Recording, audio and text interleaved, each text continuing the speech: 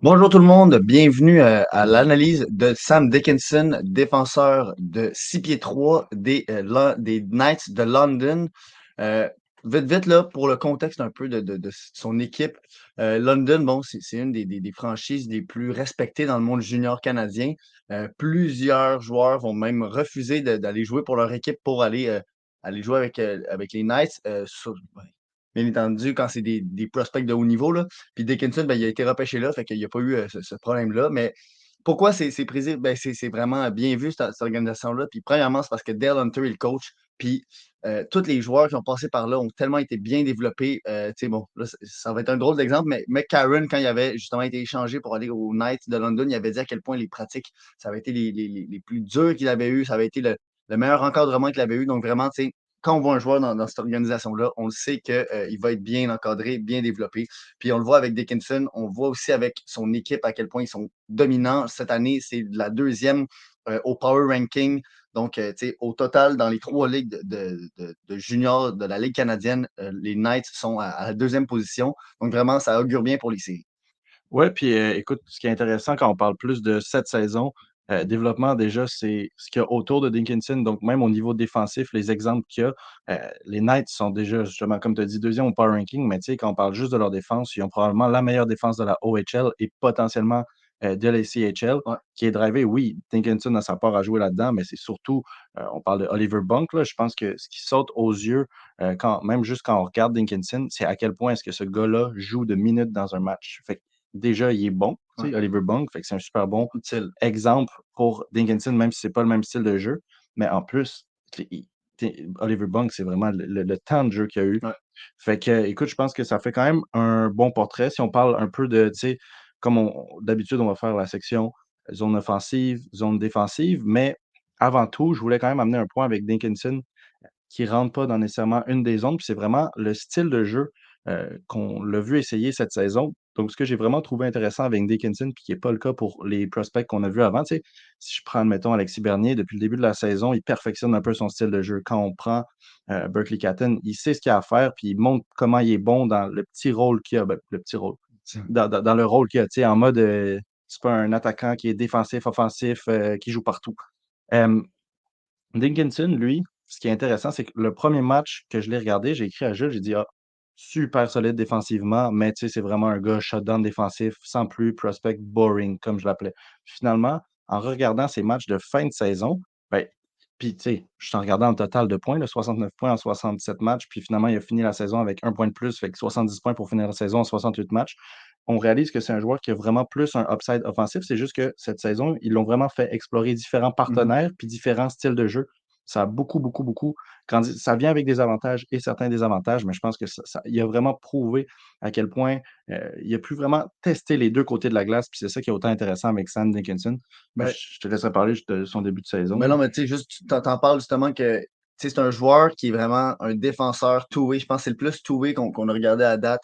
Mm. Puis, tu sais, aussi, quand on regarde les top prospects tu sais, de défensive de cette année, Dickinson est peut-être à quelque part le plus safe. Puis ce que je veux dire par là, c'est que justement, il a été capable de s'adapter, d'amener justement, dépendamment de l'adversaire, dépendamment de ses coéquipiers, parce que justement, tu as parlé de Bunk, mais il y a aussi Isaiah George qui joue énormément de Mhm. minutes. Puis tu sais, c'est pas un défenseur, mais moi, Denver Barkey, c'est un de mes pépettes que je trouve les plus excellents. Puis il est dans la même équipe que Bunk dans la LNH. Il a été repêché les deux par les Flyers. Donc, tu sais, vraiment, c'est une équipe qui travaille fort, qui a de la hargne. Puis Dickinson, on le voyait souvent justement avoir l'adaptabilité quand il jouait avec Barkey, mettons, qui est un gars Mhm. qui va courir partout. Donc là, dans ce temps-là, Dickinson va peut-être relaxer un peu, être plus safe. Puis moi, ce que j'ai aimé, justement, on peut rentrer Mhm. dans le volet défensif, c'est que euh, au début de la saison, je trouvais qu'il était un peu perdu sur la glace. Je trouvais qu'il utilisait mal son corps, il utilisait mal ses atouts. Il avait une très longue portée, mais il se faisait dépasser, il se faisait contourner. Puis, en tout cas, moi, j'ai vraiment vu une amélioration au courant, même juste offensif-défensif. Tout, là. Dickinson, c'est une amélioration énorme depuis le début de la saison jusqu'à la fin. La confiance qu'il a, c'est tellement une bonne nouvelle et un green flag. Ouais, puis Dickinson, en fait, ce qui est rigolo, c'est que rigolo. Ce que Rigolo. je pensais, c'est ce que je trouvais en écrivant, c'est que je trouve que c'est vraiment difficile de parler de où classer quel point. C'est tellement un joueur qui a un jeu two-way que, tu C'est sais, ça. c'est difficile de parler de ses points forts ou de ses points faibles en les classant justement en zone défensive, offensive. Fait qu'on a peut-être trouvé un des points faibles de comment on sépare Ouais. nos vidéos. Mais tu sais, parlant de purement ce que j'ai vu stand out dans la zone défensive, moi, ce que j'aime beaucoup déjà, hem, il a il vu que sa taille, il joue avec un très long bâton. Puis, honnêtement, j'ai trouvé que son placement de corps puis son placement de palette était quand même très, très bon. Mmh. Donc, tu sais, pour, quand il y a des tirs, admettons, de l'autre équipe, il est très bon pour se mettre dans le chemin où il va avoir le tir, puis avec sa palette, rester et bloquer les, lignes de passe. Fait que en zone défensive, j'aimerais ça le voir peut-être pousser un peu plus, tu sais, utiliser un Ouais. petit peu plus sa physicalité. Avant, on parlait d'Alexis Bernier qui, lui, on dit devant le net, rien passe. Ouais. Sam Dickinson, c'est difficile de passer, mais j'aimerais ça le voir un petit peu plus pousser parce qu'il y a la force physique pour.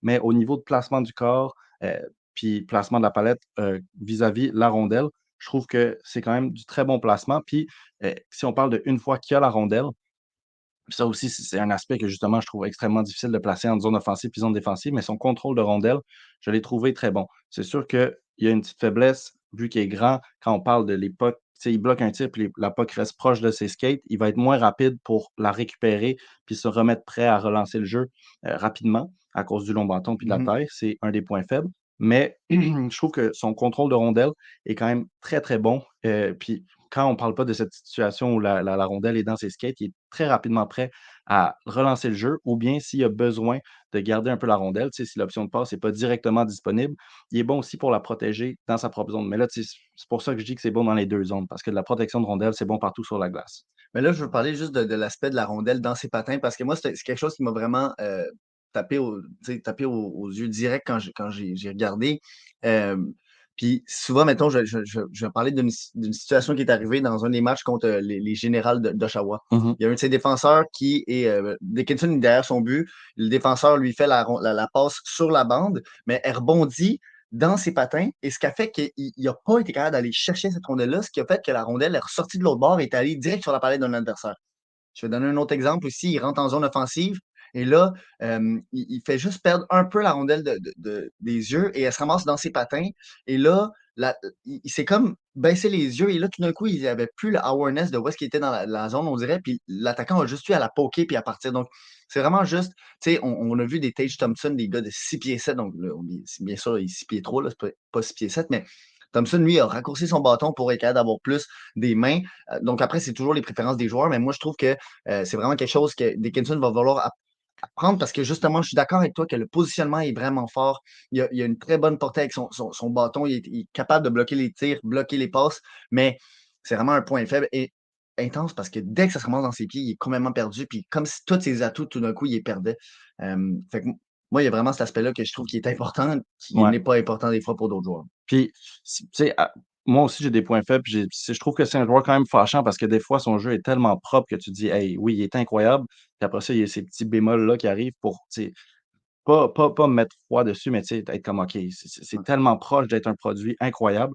Mais tu sais, avant de parler de justement les 2 points qui m'ont beaucoup fâché dans son jeu, tu sais, je suis en colère, là, mais je faut quand même parler de 2 de ses attributs, qui sont excellents. Donc ses passes, ses premières Ouais. passes, je trouve que, tu sais, quand justement c'est pas forcé, quand c'est vraiment il se fait confiance, puis il voit la ligne, il est très bon pour faire des crosses à l'espace, sortir de sa zone. Donc tu sais, je trouve qu'il y a quand même une vision de passe incroyable, mais encore une fois, je vais l'expliquer après, là, mais tu sais, c'est un des trucs qui me fâche, le la prise de décision parfois, forcer le gros jeu. Puis sa mobilité, tu sais, le premier truc que vous allez lire dans toutes les scouting reports de Sam Dickinson, c'est à quel point est-ce que c'est un joueur mobile pour 6 pieds 3. Puis c'est vrai, passer de patin avant à patin Ouais. arrière, ça se fait super rapidement. Sa vitesse d'accélération, écoute, comparé à un joueur de 5 pieds 10, peut-être pas, mais pour un gars de 6 pieds 3, surtout pour un défenseur, ça reste vraiment excellent. Puis en considérant justement qu'il y a cette vision de passe-là, puis sa belle mobilité, c'est pour ça que les 2 points que j'amène, me fâchent autant. C'est que c'est un joueur que j'ai remarqué que souvent dans la zone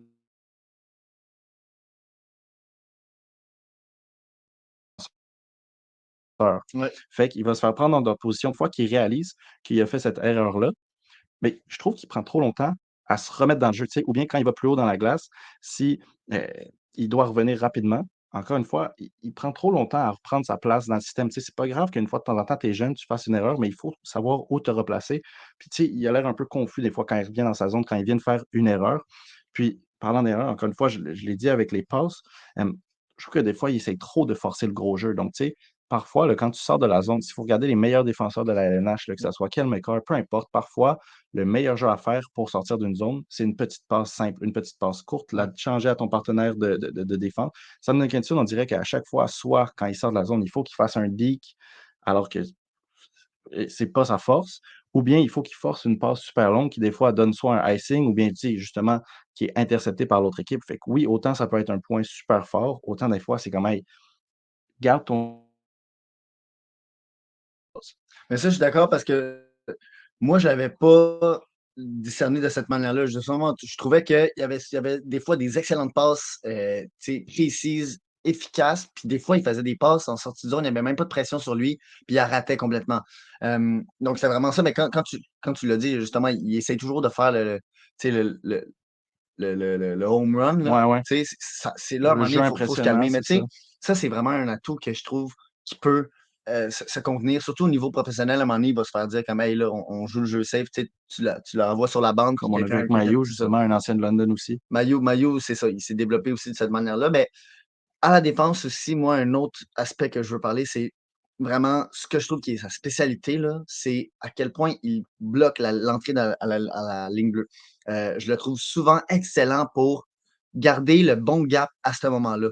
Est-ce que son gap control est le meilleur dans d'autres situations? Je trouve pas, mais pour les entrées de zone adverses, il est excellent pour les contrer ou compliquer la tâche. Puis, surtout ici, je trouve que justement, avec sa longue portée, il est capable des fois de surprendre l'adversaire, dans le sens que l'adversaire pense que la voie est libre, le chemin est libre et Dickinson va venir le surprendre, il va enlever la rondelle. Donc, tu sais, c'est ça. Bernier, c'était comme le spécialiste autour du filet. Dickinson, je trouve que des fois, il manque un peu. Des fois, il va justement essayer de bloquer une passe qui au final, la passe, c'était pas ça le vrai danger.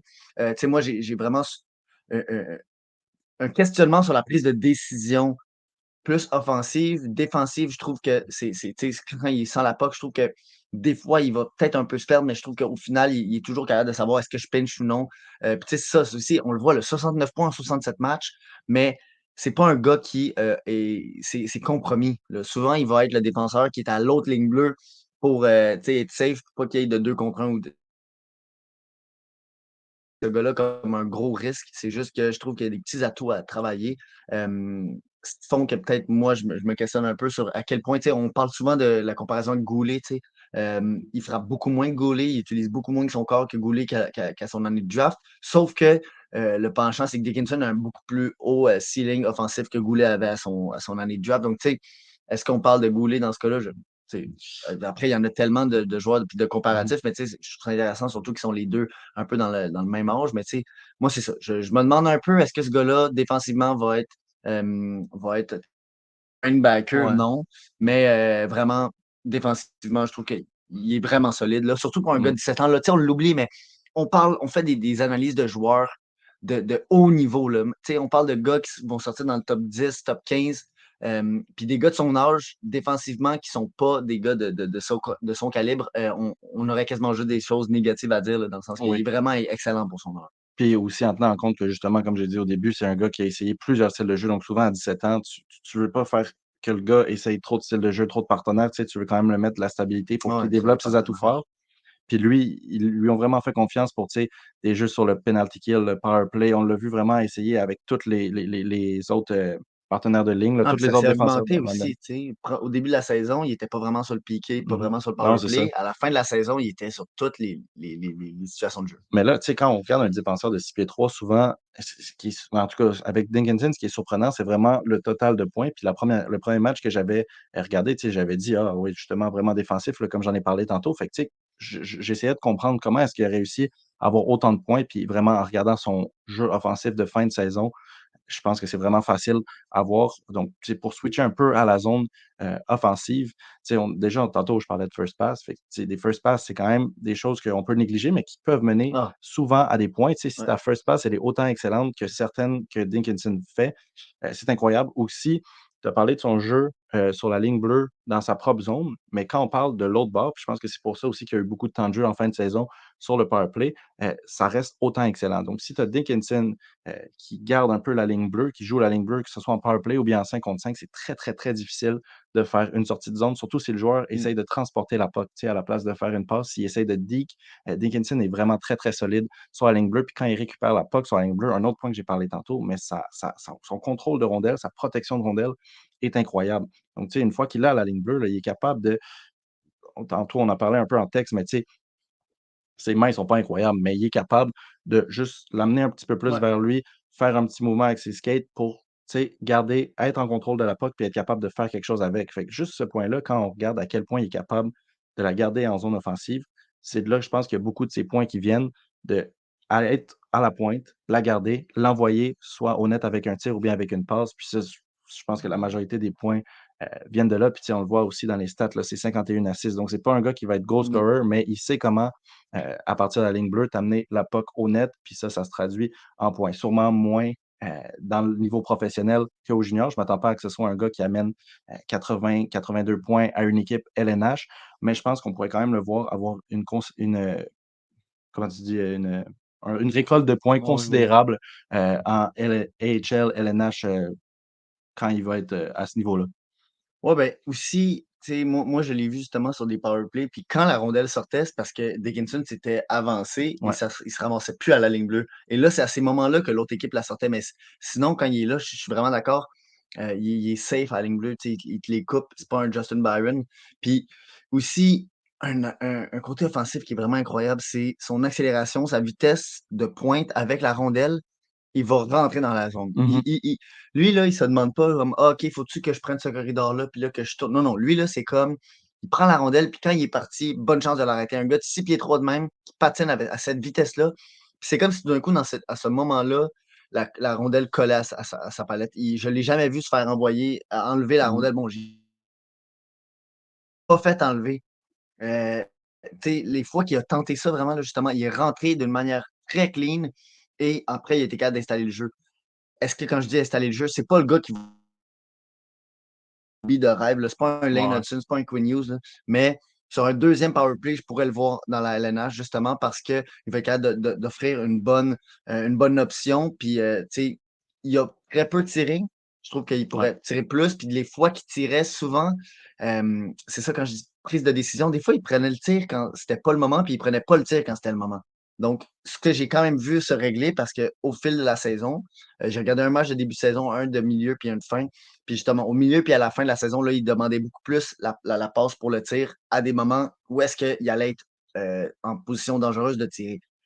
Puis sinon aussi, je trouve que ses passes, tu sais, straight, là, rapides, sont vraiment, vraiment précises. En zone offensive, il est capable de te faire des passes comme ça. Ils vont passer à travers 4 gars, puis ça va être direct sur la palette. Surtout aussi, des fois, en relance de jeu, ça va être des passes franches. Mais c'est encore là, c'est que des fois, il va faire une passe qui s'en va nulle part. Ou, tu sais, mettons, à un moment donné, il avait fait une passe lobée pour aller donner, tu sais, carrément une passe parfaite à son coéquipier. Il était parti un peu à l'avance. Fait que, tu sais, il l'a. C'est juste qu'après, c'est des petites retouches, puis c'est un peu à la discrétion de tout le monde, là. Puis j'aime bien comment, à la fin de la saison, justement, on voit que, tu sais, on parle d'amélioration, mais on voit aussi que lui, j'ai l'impression qu'il le sent sur la glace, il se fait beaucoup plus confiance. Puis au début de la Ah ouais, saison, ouais, je le ouais. sentais un peu plus réticent Ouais.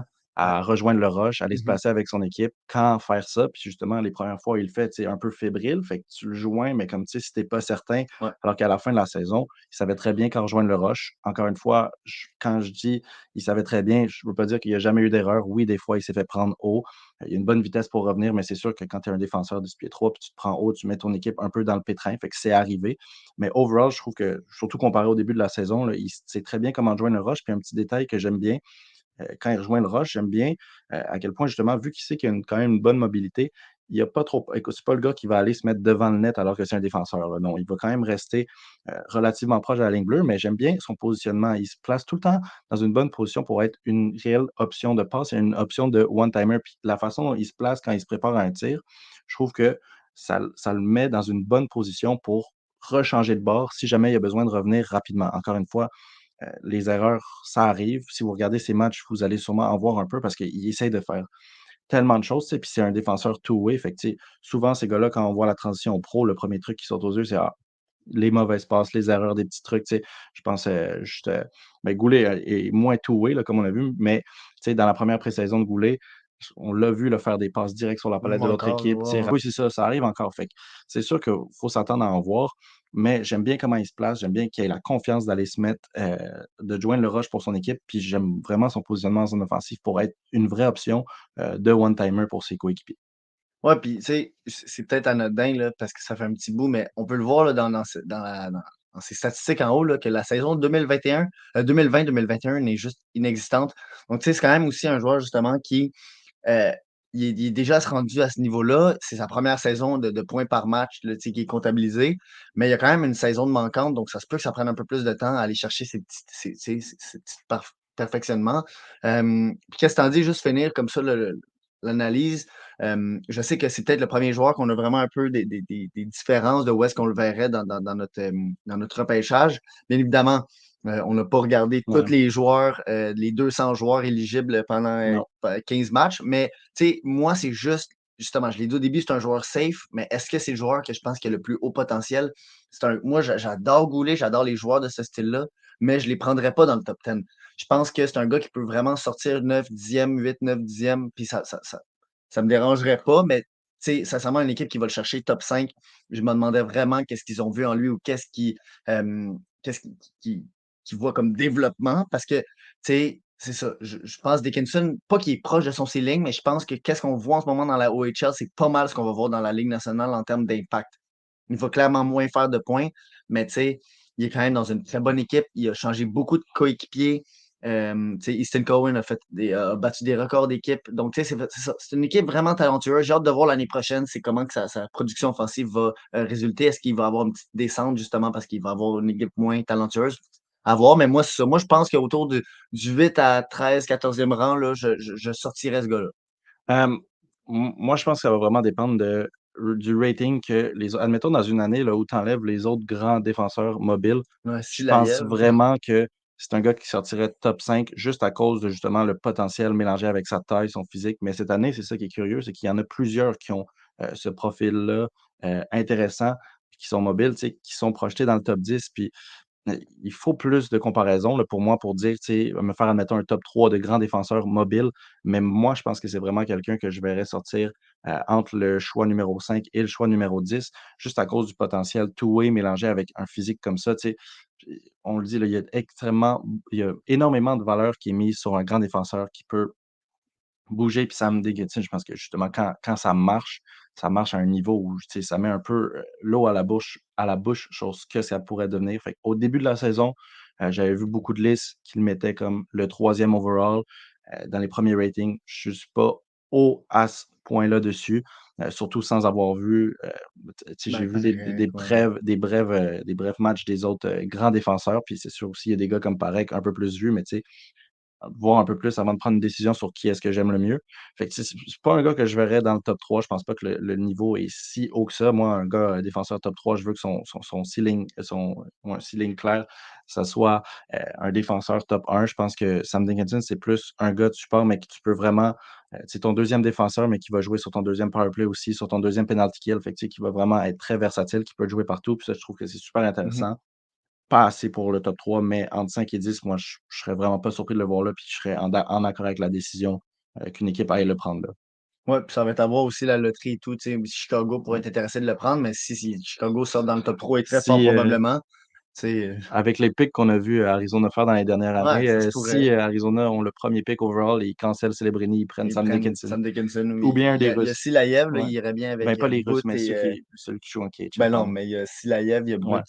Ben oui, non, c'est un Russe l'autre, Silaev, But, puis, ben pas Silaev là, mais But Ah et oui, on oublie tout le je sais temps pas son nom. pourquoi j'oublie son nom là, On finit mais, là-dessus, c'est en tout cas, incroyable. on finit sur qu'on C'est pas oublie la le nom. première fois cette saison qu'on oublie Mais son nom. Le non, mais grand parce que c'est défenseur parce qu'il y que a Simachev? Simachev, c'est ça, c'est pour ça qu'on se mélange tout le temps parce que Silaev, Simachev, en tout cas, vous comprendrez. Mais sur ce, on se retrouve la semaine prochaine pour une autre analyse de joueurs de la LCH. Ben oui, et on se dit, vu que là, il est 1 heure, puis c'est juste une analyse vidéo, on se dit bon après-midi tout le monde. C'est vrai, à l'après-midi. Bye.